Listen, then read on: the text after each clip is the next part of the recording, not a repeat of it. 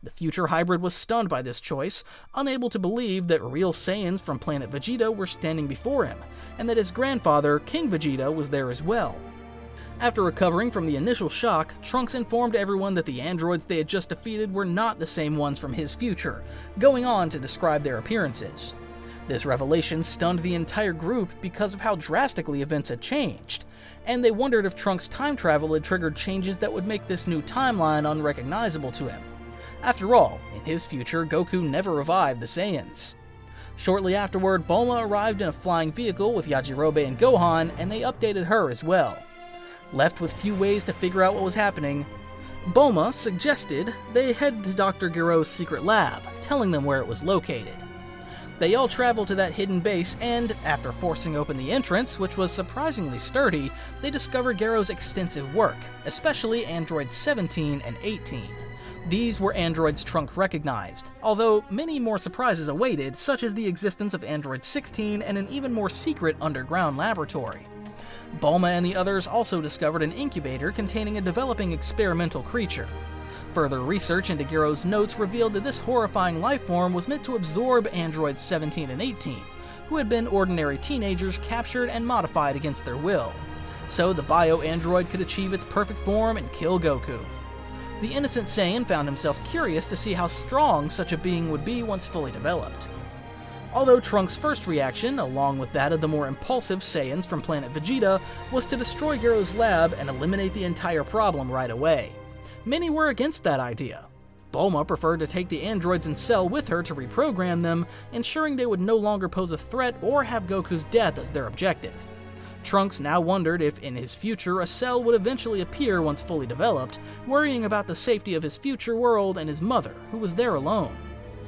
After some annoying logistical steps, they managed to transport all of Dr. Gero's research data, plus the androids and the developing Cell incubator, to Capsule Corporation. Bulma felt confident in her ability to reprogram the androids fairly quickly, though Cell would take more time, even if she accelerated his development. With that, it appeared all the present threats were handled, for now, but that was far from the truth. Piccolo received a summons from Kami, who asked him to come immediately to the lookout in the sky. Upon arriving, Kami gave Piccolo terrible news. Contrary to what everyone believed, the threats had not ended. He told his other half about a strange creature he'd been observing over the past few hours, one that literally crawled out of the ground and turned into a sort of giant insect. With the information on the bio-android that Bulma had retrieved from Dr. Gero's lab, the two Namekians had a better idea of what this creature might be.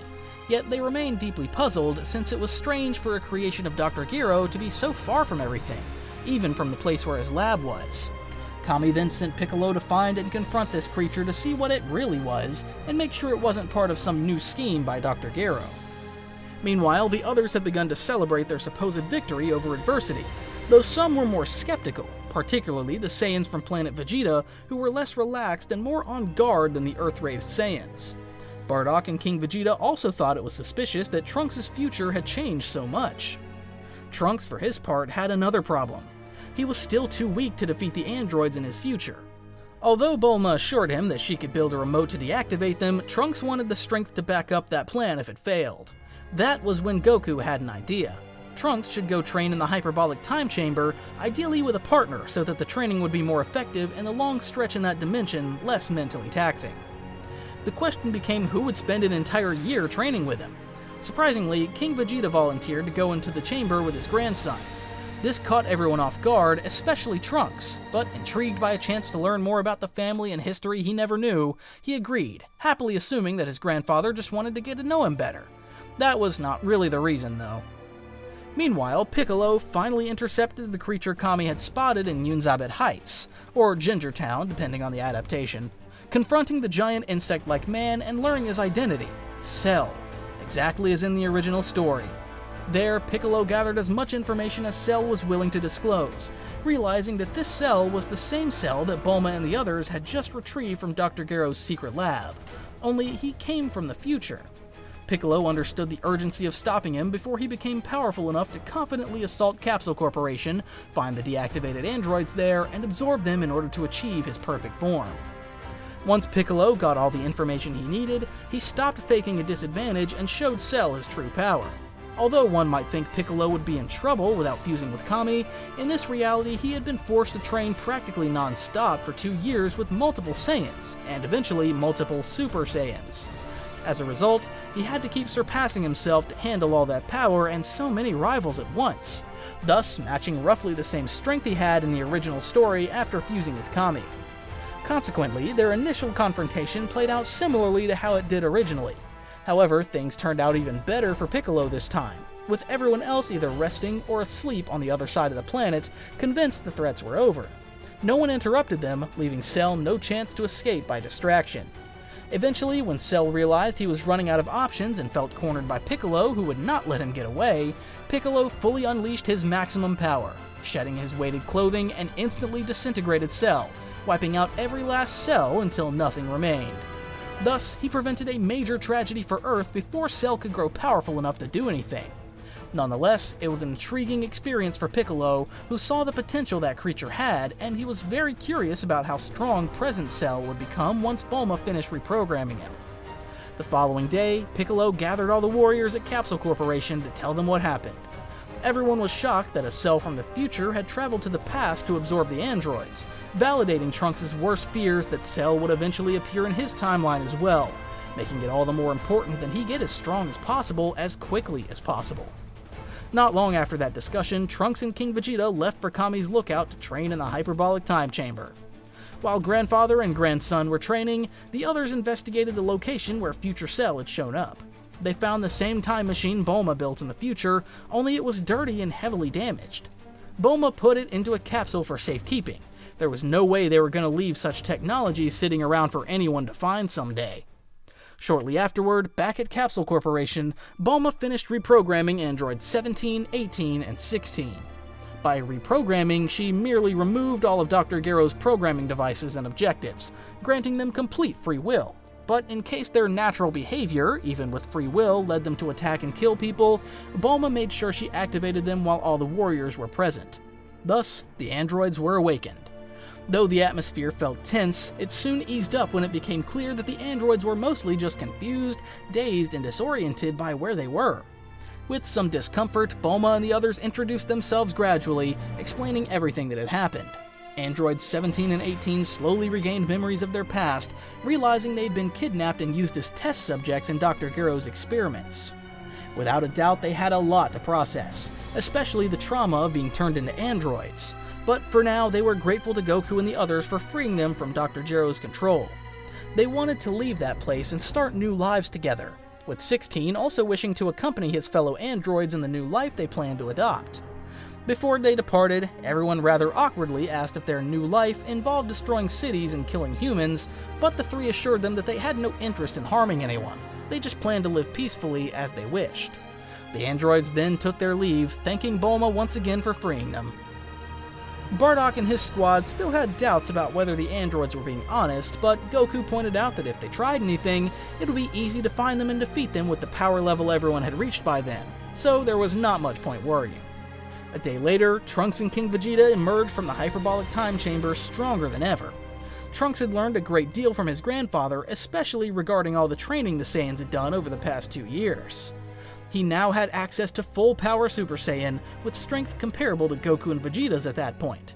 As for King Vegeta, though clearly more powerful, he still could not match the potential of a younger warrior, or a hybrid Saiyan, and found that frustrating.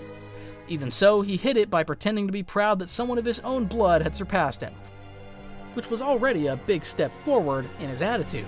After all, previously he would never have acknowledged Trunks as part of his lineage, viewing him as a bastard offspring of a woman who wasn't even Saiyan.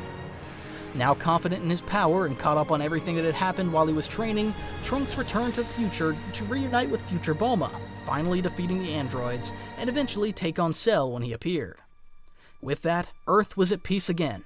The Saiyans returned to Planet Vegeta, continuing its development and restructuring as a neutral planet in the universe, working to resolve many past conflicts in as diplomatic a manner as possible, especially with representatives of the Galactic Patrol.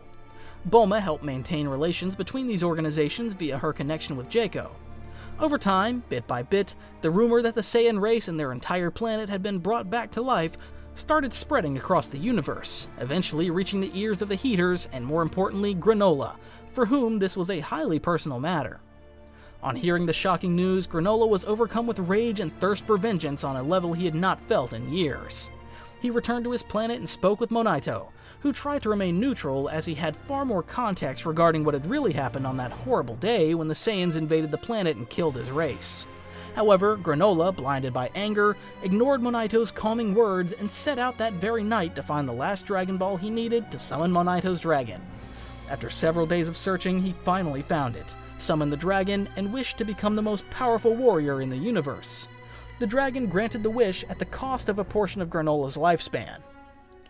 But because at that point in the story, no one except possibly Gods of Destruction had truly universe-level divine power, Granola merely ended with a power surpassing that of Goku and Vegeta, currently the strongest warriors. He sacrificed some of his lifespan, but not too drastically, giving him ample time to adapt to his new power and execute his plan of revenge.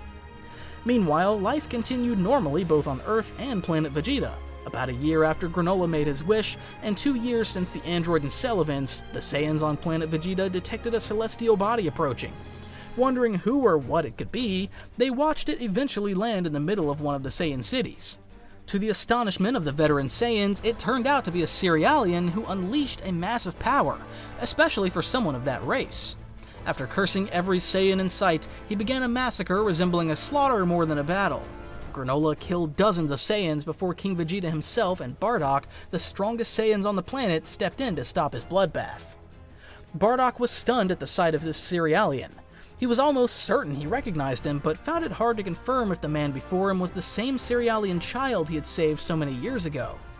Bardock attempted to reason with Granola and be diplomatic, but King Vegeta, ignoring what he viewed as weak talk, attacked the intruder at full force, enraged at the slaughter of his subjects. Much to everyone's shock, King Vegeta was being beaten mercilessly by the Cerealian, unable to do anything in response, even though he had become far stronger than his people since training in the time chamber with his future grandson.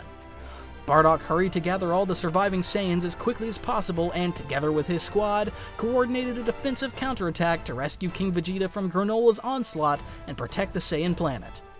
Meanwhile, Bardock ordered Gine and Raditz to fetch the communicator Bulma had given them to contact Earth's warriors, so Kakarot and the rest could come to help. Raditz, disgusted that he had to escort his mother to his brother's home to call his gang, was still brimming with resentment toward Goku for killing him, too stubborn to admit it was his own fault. Even though so many powerful Super Saiyans threw themselves at Granola all at once, it made no difference. His power was simply too far above theirs. Many Saiyans died or were injured too badly to continue. Bardock, completely beaten and unable to keep fighting at that pace, pleaded with Granola to stop, once again trying to reason with him. Granola, however, was still blinded by his thirst for blood.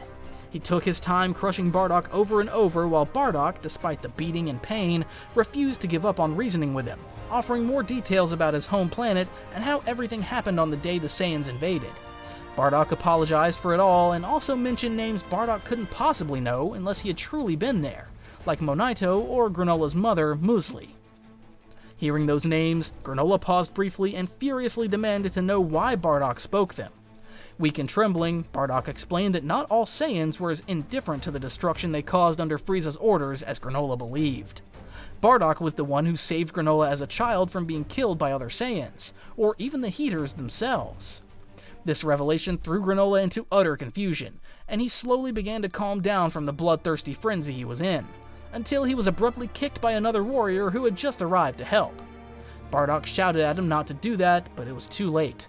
Granola grew enraged again, convinced that Bardock's words had only been a distraction, now more determined than ever to exterminate every last Saiyan. The one who attacked Granola was Goku. Along with Vegeta, Gohan, and Piccolo, he had just arrived on the planet to rescue the surviving Saiyans. Seeing the carnage, the countless deaths all around him, and witnessing his father Bardock at the brink of death, Goku was enraged beyond measure. He resolved to take down this new enemy who was destroying all their efforts to redeem the Saiyans by bringing them back to life. Goku then revealed to the remaining conscious Saiyans the new power that would become the pride of their race from that moment on, the power of Super Saiyan 2.